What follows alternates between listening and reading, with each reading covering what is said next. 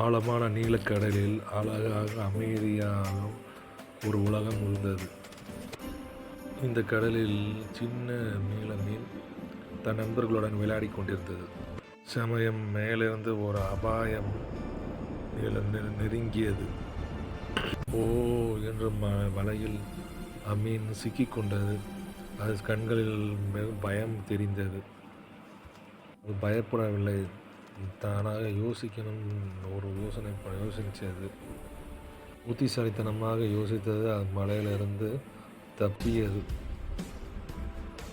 தப்பித்த பிறகும் அது நிற்கவில்லை, மற்ற மீன்களையும் காப்பாற்றியது.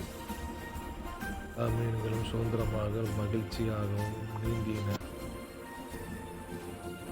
நண்பர்களே, தைரியமும் புத்திசாலித்தனமும் நம்மிடம் இருந்தால் எவ்வகையான சிக்கலில் இருந்தும் நாம் மீளலாம் என்று இந்த கதையிலிருந்து நாம் கருத்து